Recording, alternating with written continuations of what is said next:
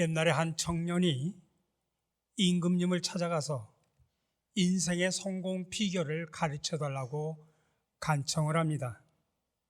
그러자 임금이 말없이 컵에다 포도주를 가득 따르고는 청년에게 건네주며 벼랑간 갑자기 큰 소리로 옆에 있는 군인 하나를 부르더니 이 젊은 청년이 저 포도주 잔을 들고 시내를 한 바퀴 도는 동안 너는 칼을 빼어 들고 그를 따라라. 만약 저 청년이 포도주를 엎지를 때에는 그의 목을 과감없이 내리쳐라 명령을 합니다. 청년은 식은땀을 흘리며 그 잔을 들고 엎지르지 않고 시내를 한 바퀴 돌았습니다. 임금님이 청년이 시내를 도는 동안 무엇을 보고 들었는지 물었습니다. 그러자 청년은 아무것도 보지 못했고 아무 소리도 듣지 못했다고 대답을 합니다. 그러자 임금님이 다시 큰 소리로 말합니다. 넌 거리에 있는 거지도 장사꾼들도 못 보고 술집에서 노래하는 것도 못 들었단 말이냐? 청년이 말합니다. 네, 저는 아무것도 보지도 듣지도 못했습니다. 그러자 임금이 말합니다. 그렇다. 이것이 네 인생의 교훈이다. 네가 거리를 한 바퀴 돌면서도 그 포도주 잔만 바라보고 정신을 집중시킨 것처럼 너의 인생의 모든 것을 집중하고 살면 성공할 것이고 유혹과 악한 소리가 내게 들려오지 않을 것이다. 그렇습니다. 요즘 세상에 많은 사람들이 성공을 지향합니다. 너도나도 성공을 위해서 동분서주합니다. 신문을 봐도 방송에서도 늘 성공에 관한 이야기를 합니다. 여러분, 이런 모습을 여러분들은 어떻게 생각하십니까?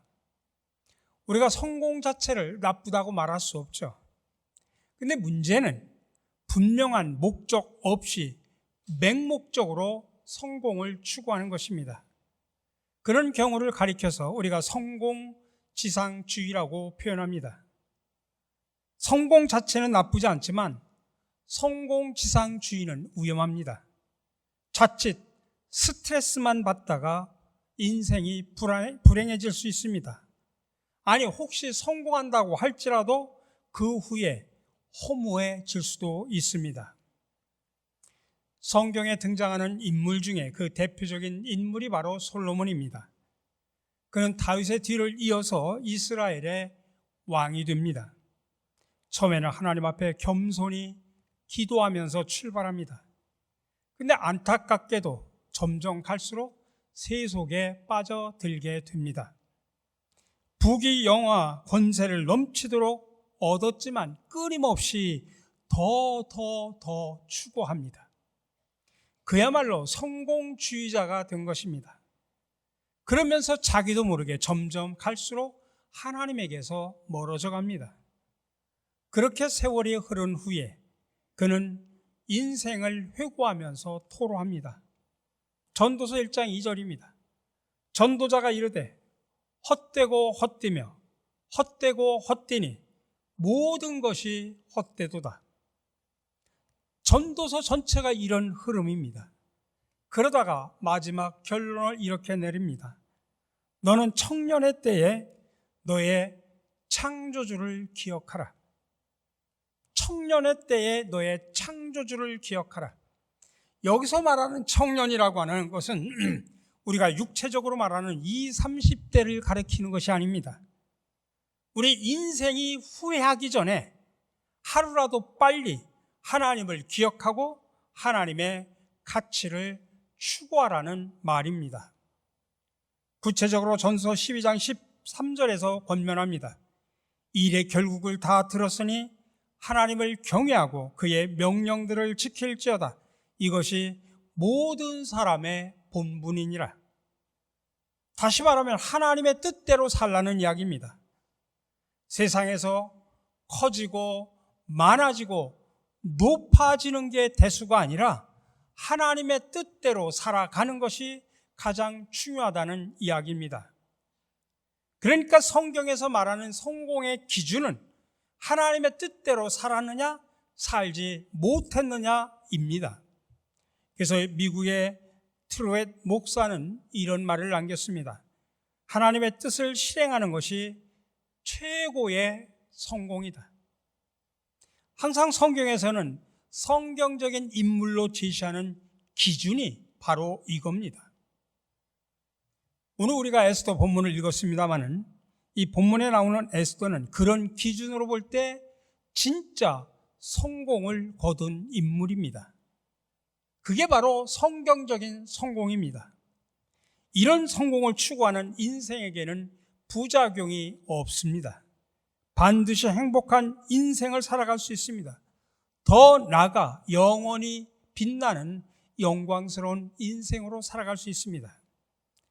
우리 사랑하는 성도 여러분, 우리가 한 번밖에 살지 못하는 인생인데, 그리고 기왕에 우리가 하나님을 알고 신앙생활을 하는 것인데, 여러분 그런 인생을 살고 싶지는 않으십니까? 그렇다고 해서 우리가 꼭 에스더처럼 대단한 인물이 되어야 한다는 말씀은 아닙니다. 원리가 중요하다는 이야기입니다. 그 원리에 충실하다 보면 크든 작든, 많든 적든, 높든 낮든 하나님 앞에서 진짜 성공하는 인생을 살게 됩니다. 아무쪼록 오늘 말씀을 통해서 성경적인 성공의 원리를 우리가 재확인함으로 에스더처럼, 그리고 여러 신앙의 선배들처럼 진짜 성공하는 인생으로 살아가시기를 주님의 이름으로 간절히 축원합니다. 이 에스더서는 그 배경이 바사, 성경이 바사라고 표현하지만 페르시아를 말합니다. 페르시아 시대가 바로 에스더서의 배경입니다. 그 당시 왕이 아하수에르입니다. 이스라엘 유대 왕국이 바벨론 제국에 멸망하는 바람에 많은 사람들이 바벨론의 포로로 잡혀갔습니다. 근데 세월이 흘러서 이 바벨론 제국이 페르시아 제국에 의해서 멸망당합니다. 그러나 영토는 동일했고 이스라엘 포로들은 그대로 남아 있었습니다. 이 페르시아의 초대 왕인 고레스가 포로들을 다시 본국으로 귀환하도록 그렇게 단행을 했지만 여전히 거기에 아직도 남아있는 포로들이 있었습니다. 그 중에 에스더가 있었고 그는 조실부모한 사람이었습니다. 다행히 그의 사촌 오빠 모르드게가 그를 잘 양육을 해 주었습니다. 그러던 중에 에스더가 이약 페르시아 제국의 왕후가 됩니다. 성경은 그가 왕후가 됐다고 해서 성공한 인생이다 그렇게 말하지 않습니다. 여러분, 세상의 왕후는 수두룩합니다. 성경은 그 모두를 가리켜서 성공했다 그렇게 말하지 않습니다. 오히려 왕후가 돼가지고 불행해진 사람도 있고 비참하게 인생을 마무리한 사람들도 세상이나 우리 역사 속에도 참으로 많이 있습니다. 왕후라고 다 같은 왕후는 아닙니다. 에스더가 오늘 왕후가 되는 과정도 특별했고 왕후가 된 그 이후의 삶도 아주 특별했습니다. 그래서 그를 가리켜서 성경적인 성공의 주인공으로 그렇게 소개를 하고 있는 것입니다. 첫 번째로 에스더가 왕후가 되는 그런, 다시 말하면 성공의 과정을 봅시다.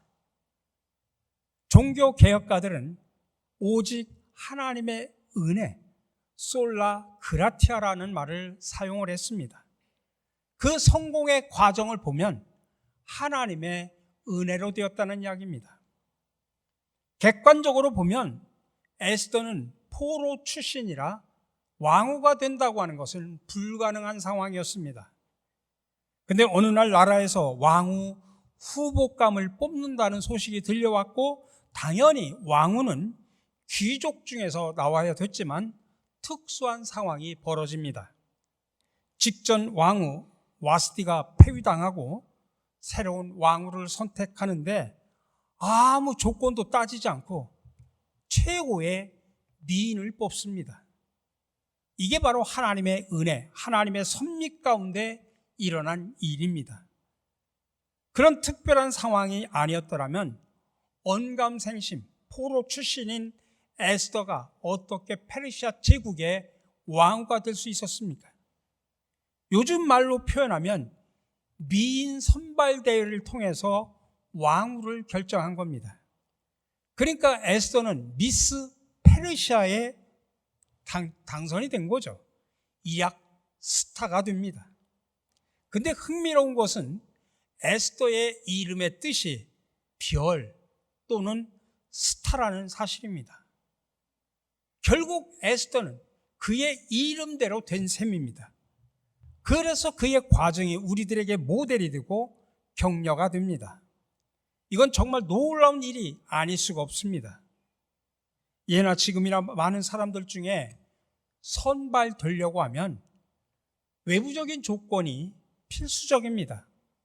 스펙이 좋아야 됩니다. 물론 외모도 뛰어나야 되죠. 여러 가지 조건을 다 갖춰야 됩니다. 그 큰 페르시아 제국의 처녀들 가운데 선발되려고 하면 얼마나 대단한 스펙이 필요했겠습니까? 근데 성경은 에스더의 프로필을 아주 간단하게 소개합니다. 2장 7절입니다. 그의 삼촌의 딸 하닷삿 곧 에스더는 부모가 없었으나 용모가 곱고 아리따운 처녀라. 그의 부모가 죽은 후에 모르드게가 자기 딸같이 양육하였더라. 다시 말하면 그녀는 고아 출신 유대인 포로 처녀입니다. 요즘 말로 표현하면 금수저 출신이 아니라 흙수저 출신입니다. 물론 용모가 곱긴 했지만은 스펙에서는 한참 밀립니다. 그럼에도 불구하고 많은 후보들 가운데 당당히 선발이 되었습니다. 왕위에 오르는 장면 2장 17절에서 18절을 봅시다. 왕이 모든 여자보다 에스더를 더 사랑하므로 그가 모든 처녀보다 왕 앞에 더 은총을 얻은지라. 왕이 그의 머리에 관을 씌우고 와스디를 대신하여 왕으로 삼은 후에 왕이 크게 잔치를 베푸니 이는 에스더를 위한 잔치라. 에스더가 왕위에 오르는데 왕이 너무 기뻐서 그날 임시 공휴일을 선포합니다. 그리고 전국을 축제 분위기로 만들어 놓습니다. 여러분, 이게 사람이 하는 일이 아닙니다. 보이지 않는 가운데 역사하시는 하나님이 관리들의 마음, 왕의 마음을 움직이셨던 것입니다. 여러분, 우리가 살아가면서 여러분의 각자의 분야에서 성공하려고 하면 우리 인간의 노력도 필요합니다. 그렇지만 결정적인 것은 하나님의 은혜로 하나님께서 역사해 주셔야 됩니다. 하나님이 은혜를 베풀어 주시지 않으면 아무리 잘난 사람이라고 할지라도, 아무리 땀 흘려 열심히 노력해도 여러분 안 됩니다. 반대로 인간의 능력이나 조건이 조금 부족해도 하나님이 은총을 베풀어 주셔서 선발해서 세우면 된다는 사실을 아셔야 됩니다. 이게 바로 놀라운 하나님의 역사입니다. 에스더의 경우가 그랬다는 이야기입니다. 본인의 노력이나 재능도 있었겠지만은 그녀가 왕으로 선발된 것은 결정적으로 하나님의 은혜 때문이었습니다. 여러분, 이런 성공이 오래 갑니다. 그렇게 성공해야 행복한 인생을 살아갈 수 있다는 사실을 기억하시기 바랍니다.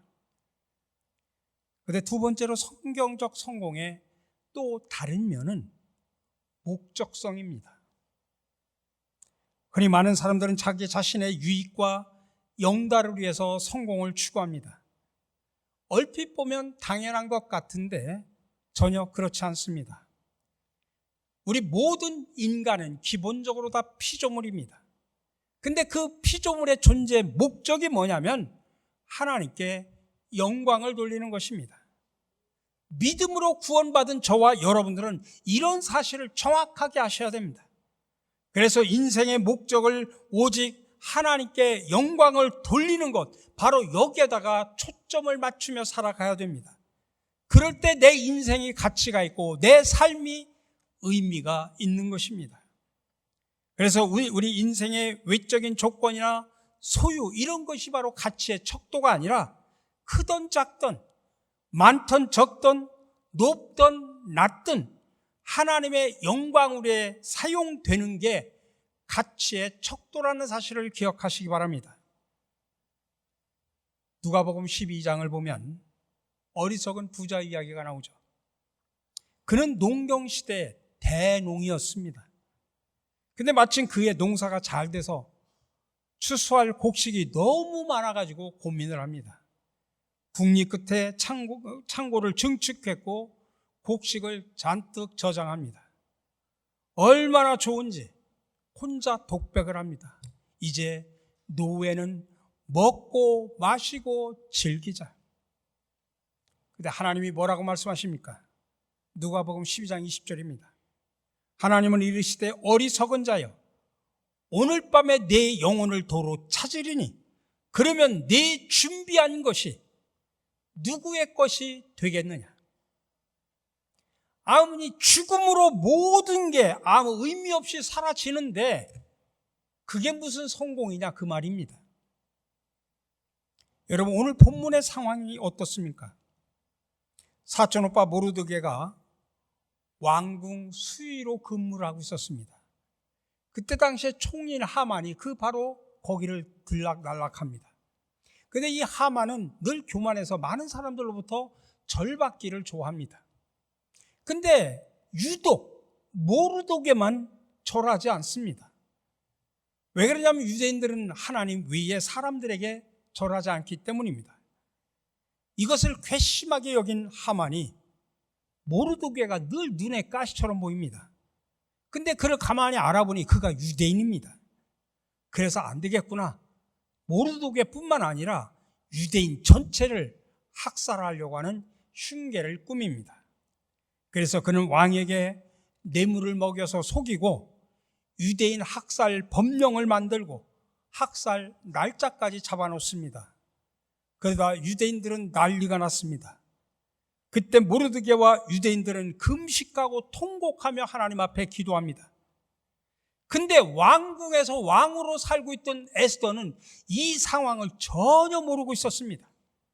그래서 에스더의 시녀들과 내시들이 에스더에게 가서 모르드게가 당한 일을 말하자 왕후는 크게 충격을 받습니다.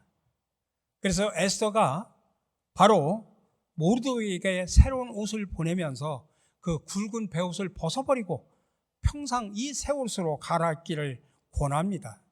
그러자 모르드게는 듣지를 않습니다.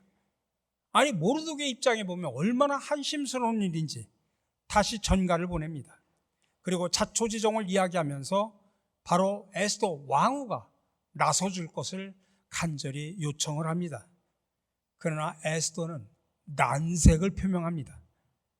당시에 이 페르시아의 왕실의 경호법에 의하면 왕이 부르기 전에 그 누구라도 심지어는 왕후라도 먼저 왕에게 접근할 수가 없습니다.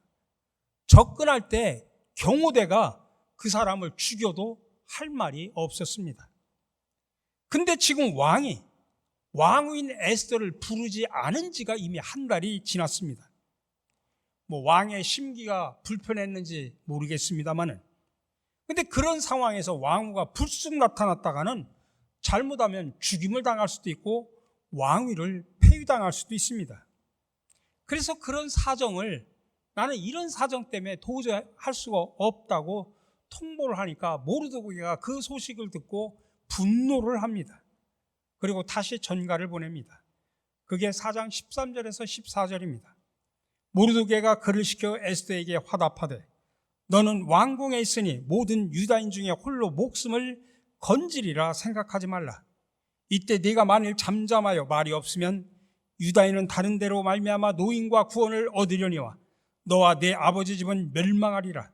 내가 왕후의 자리를 얻은 것이 이때를 위함이 아닌지 누가 알겠느냐. 이게 무슨 말입니까? 너 지금 하나님의 은혜로 네가 지금 왕후가 됐잖냐? 네가 하나님의 은혜로 네가 성공했잖냐? 근데 그 하나님의 은혜로 성공한 것을 네 자신의 일신상의 안일만을 위해서 쓰는 게 이게 말이 된다는 소리냐 하면서 야단을 칩니다. 아니, 하나님의 은혜를 통해서 성공했으면 하나님의 뜻에 맞게 사용해야지 라는 이야기입니다.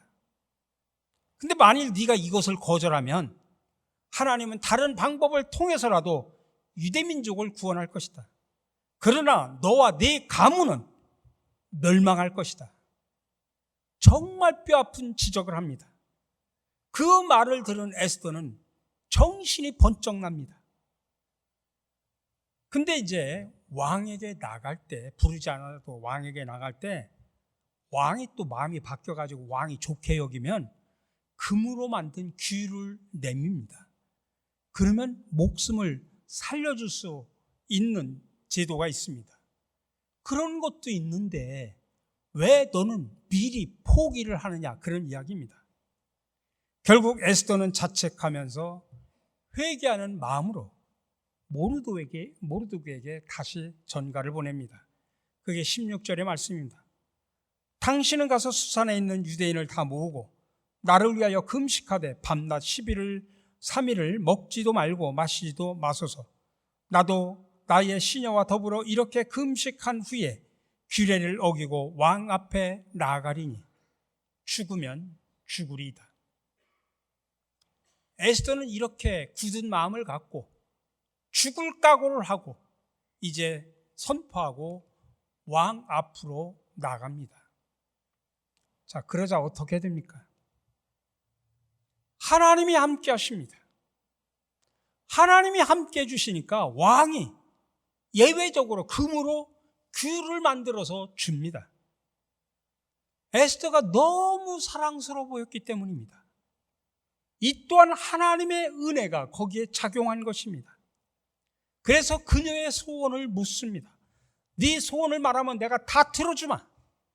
그러나 에스더는 섣불리 말하지 않습니다. 기도하면서 지혜롭게 대처를 합니다.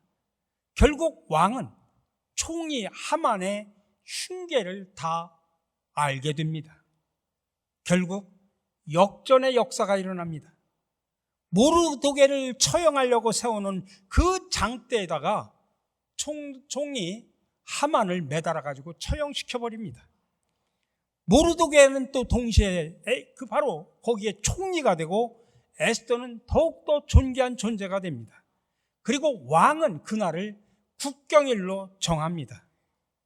여러분, 이것이 이스라엘 백성이 지금까지 내려오면서 지키는 부림절이라는 절기가 바로 여기 때부터 생긴 겁니다. 그날 부림절은 유대인들의 학살이 무산되고 오히려 유대인들을 괴롭혔던 사람들이 다 처형당한 날입니다. 전국적으로 유대인들의 축제가 벌어졌습니다. 통쾌한 역전승이 일어난 거죠. 그게 바로 부림절의 기원입니다. 그뿐 아니죠. 에스더와 모르드게 그리고 유대인의 승리를 보면서 감동을 받았던 본토 사람들이 너도 나도 유대인이 되겠다고 말합니다. 8장 17절입니다. 왕의 어명이 이르는 각 지방 각 읍에서 유대인들이 즐기고 기뻐하여 잔치를 베풀고 그날을 명절로 삼으니 본토 백성이, 다시 말하면 페르시아 사람들이 유대인들을 두려워하여 유대인 되는 자가 많더라라고 표현합니다. 이 말은 뭐냐면 이 본토 사람들이 하나님이, 저들이 믿는 하나님이 살아계시구나, 그렇게 해서 하나님께 대한 신앙 고백을 하고 자기들도 유대인처럼 할례를 받고 유대인 신앙 공동체의 일원이 되었다고 하는 그런 뜻입니다. 그러니까 여러분, 하나님의 은혜로 성공한 사람이 그 성공의 목적을 오직 하나님께 영광을 돌리는 것에 있다는 사실을 우리에게 보여주고 있습니다. 여러분, 그 목적대로 살면 하나님은 그 인생을 책임져 주심을 믿으시기 바랍니다. 갈수록 더 큰 은혜를 주십니다. 은혜 위에 은혜, 축복의 선순환이 이루어진다는 사실을 기억하시기 바랍니다. 받은 축복으로 하나님의 영광을 위해 헌신하면 더 큰 축복으로 채워주시고, 또한 그것으로 헌신하면 더욱더 큰 축복을 내려주심을 여러분들 믿으시기 바랍니다. 그래서 마태복음 6장 33절의 약속대로 이루어지는 것입니다.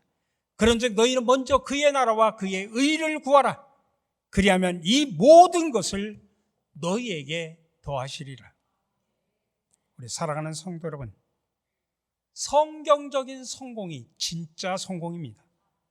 그것은 성공의 과정은 오직 하나님의 은혜로 이루어져야 됩니다.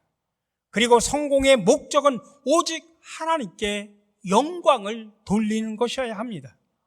그럴 때 우리는 진정으로 행복을 누리고 정말 의미 있는 인생을 살아가게 됩니다.